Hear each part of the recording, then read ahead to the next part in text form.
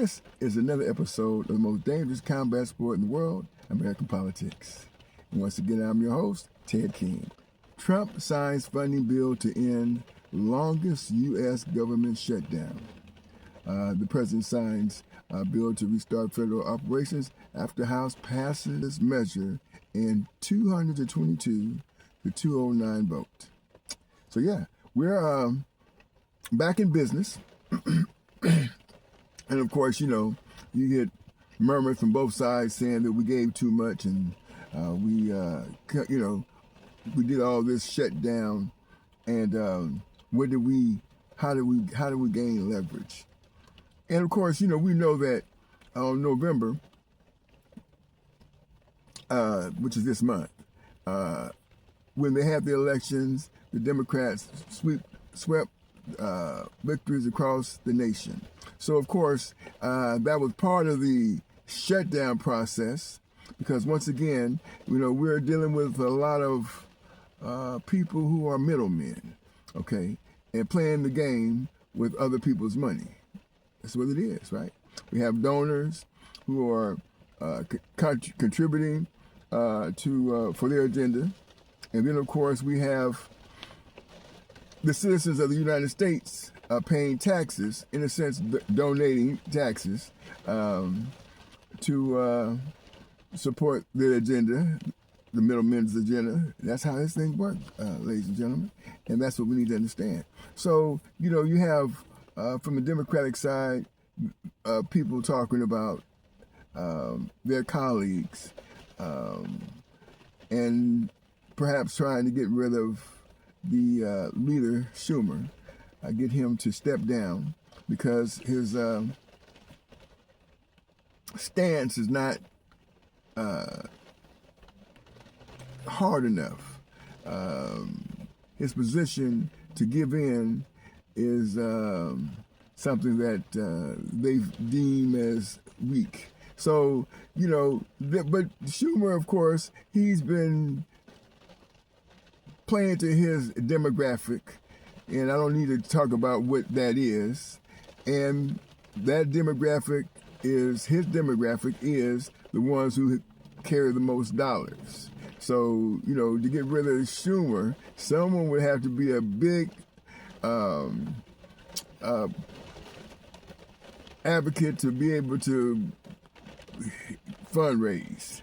Okay, a person who can advocate fundraising in a big way, because basically the demographic of Leader Schumer's, his contributors have big, deep pockets.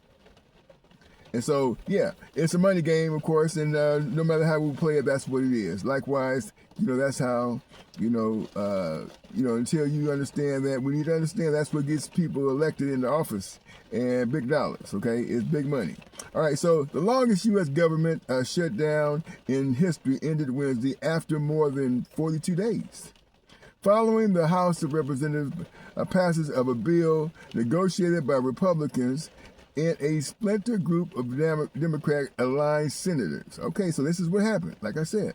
Okay, the compromise sets the stage for government operations to return to normal through January, while leaving unresolved the issues of expiring tax credits for Affordable Care Act or Obama health plans, which most Democrats demanded to extend in any deal to reopen the government. And that's what they were talking about. That's what they demanded, but that's not what, in fact, happened. Although, they have until the beginning of next year to, of course, fight a different battle, same fight, but I should say the same war, but different battle. Yeah, it makes more sense. Yeah, it's the same war, but it's a different battle to tackle this. They needed to open up the government. They needed to do that, right? And so that's what they did. So they're going to just reset and then go back at it, essentially in January. Okay. After it was revealed over the weekend, the Senate approved the compromise on Monday. And the House followed suit 2 days later by a margin of 222 in favor and 209 against, with 2 not voting. Donald Trump signed the bill on Wednesday night, saying, "We're sending a clear message that we will never give in to extortion." Because that's what it was. The Democrats tried to extort our country. Now, this is another thing that, remember, in this politics, this is a political arena. We must understand one thing, that, there are untruths on both sides, right? And the untruth that you believe is not a lie, right? Yeah, I mean, it's a lie, basically. An untruth is a lie. But when we don't, they're able to mouthpiece their way into making us believe that the lie is the truth, then that's what it is. And so until we understand this political game, mouthpiece game, okay, that's what it is. The lies that they tell, if we believe them, then of course, once again, it's not a lie. So, that's what we have to, we have to kind of sift through the lies. And there's no bigger liar than our president. Yeah. Okay, so 6 Democrats broke with party to vote for the bill. Adam Gray of California, Tom Suozzi of New York now, excuse me if I'm pronouncing the name wrong, it's spelled Suozzi of New York, Mary Gluesenkamp Perez of Washington, Don Davis of North Carolina, Henry Cuellar of Texas, and Jared Golden of Maine. 2 Republicans, Thomas Macy of Kentucky and Greg Stubble of Florida, voted against it. Okay, so now it goes on to say the Democratic shutdown is finally over thanks to House and Senate Republicans. House Republican leaders said in a statement as follows: "There is absolutely no question now that Democrats are responsible for millions of American families going hungry. Millions of travelers left stranded in airports, and our troops left wondering if they would receive their next paycheck." Now, see, this is the blame game that's going on. That once this happens and it's over with, now which party do we play? Where do we place the game? The blame, excuse me. Where do we place the blame? That's what it is, okay? And it's only obvious, right, that the Republicans control the House, the Senate, and the White House, the presidency. So, I mean, it's hard for me, that's just me now, to be able to wrap my head around this narrative that was all Democratic. It was the Democrats that did it. When, of course, we know, or at least I know, okay, that there's some things going on, corruption in my mind, right? That I'm thinking, it must be correct. It's got to sound like corruption to me. And, for them to convince me otherwise, I think that I would be buying into an untruth. And so I'm not going to do that. I can't do that. So, keep it real. This is me now. This is me. That, I cannot buy into an untruth. And that's basically, the fact is fact, and the fact is that the Republicans control the House, the Senate, and the White House, the presidency.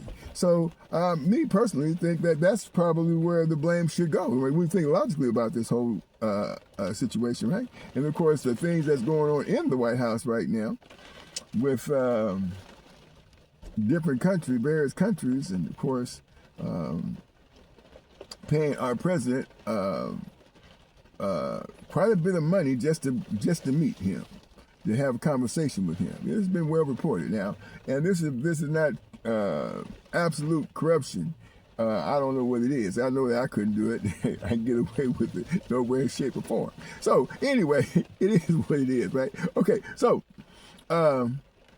it goes on to say here, because I'm reading this article, right? And I will tell you what the article. Let me go tell you where the article is, who the article is from now, before I even go any further.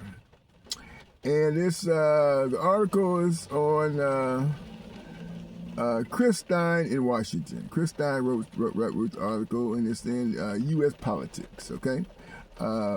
And it's updates, of course. So, of course, you know, I get updated, get the information just like you all do, and I just report what the information is that that filtered down. This is what I'm doing today. Okay, so here we go. Now, this is very interesting here, right? It goes on to say, it says Republicans who control both the House and the Senate counteroffered with a bill to fund the government through the third week of November, without any spending cuts or major changes to policy. They passed the measure through the lower chamber with only a single Democrat in support. But the minority used the Senate's filibuster to block its passage there. Okay, so there was a filibuster situation that went on. The shutdown began in October, 1st of October, resulting in about 700,000 federal workers being furloughed, hundreds of thousands of others, from active duty military to law enforcement to airport security screeners, remaining on the job without pay. Russell Vought, big name now. Russell Vought, this is a big name, right? That's Russell Vought, V-O-U-G-H-T. That's Russell Vought, okay? The White House Office of Management and Budget Director, known for his hostility towards the federal workforce, right? Because they fired a lot of people, right? Seized on the funding lapse to order further layoffs of government employees. He also cut funding for infrastructure projects in states that voted for Kamala Harris last year. Okay, so though Trump ordered military members be paid in a move that many experts call probably illegal, other federal workers missed paychecks. Food banks began reporting increased demands as the shutdown went on, with the need worsening after the White House halted payments under the Supplementary Nutrition Assistance Program, or food stamps, citing the government funding lapse. Now, this funds for the food stamps was there. You know, they reported the money's there for food stamps, but someone said we're not going to distribute the money for food stamps, for SNAP benefits. Now, if the Republicans control the House, the Senate, and the presidency, who is behind that? Okay, so anyway, let's move on. Last week, Sean Duffy, the Transportation Secretary, ordered a cutback in flights at U.S. airports, saying air traffic controllers were facing unprecedented strains after weeks of unpaid work. Widespread flight cancellations were reported in the days that followed. Now, we know this is November, okay? And we're treading into the holiday season where people do a lot of traveling. And it's very important that these air traffic controllers are in place to make sure people are safe in the airways. Yeah, these airways are very important. They need to, they have to have these air traffic controllers in place. So that was a pressure, that was pressure right there on on both parties, but primarily Republican Party, to make this thing happen, to make it go, because time was not on their side. And of course, the American people has spoken regarding, especially when you say, there was someone said on day one, prices in this country was going to be going down as soon as they became the president of the United States. One of those people who was running for the office of the president of the United States made that statement, that on day one, prices for the American people would go down. Yeah. So, anyway, Democratic leaders said the wins vindicated their strategy in the funding fight. A statement Trump echoed saying, and this is a quote, "The shutdown is a big factor," unquote. In the GOP's poor performance, he began pressing Republican senators to scrap the filibuster, which would have negated the 60-vote threshold spending legislation needs to clear in the chamber where the GOP holds 53 seats, which is without, anyway, he tried to, to get that filibuster out of the way so they could do what they wanted to do. That didn't happen, okay? Meanwhile, a small group of modern members of the Senate Democratic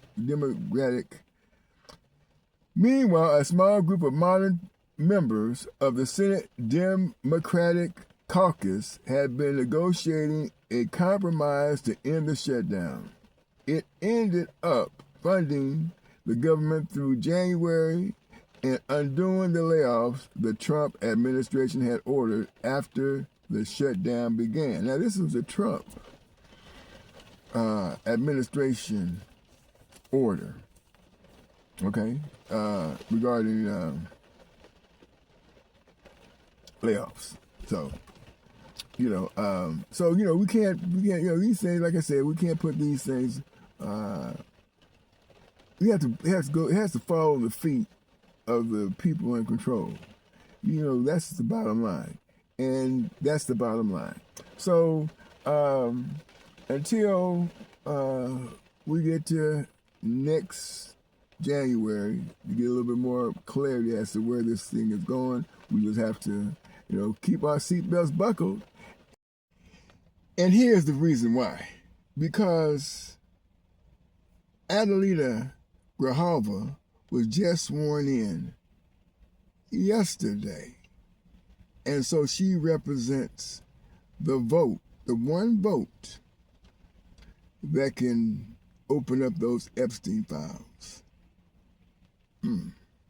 Now, last time I checked,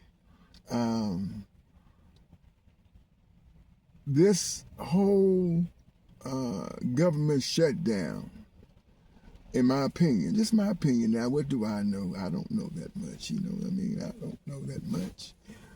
But I do know that there was a shutdown. And it appeared to me, just to me,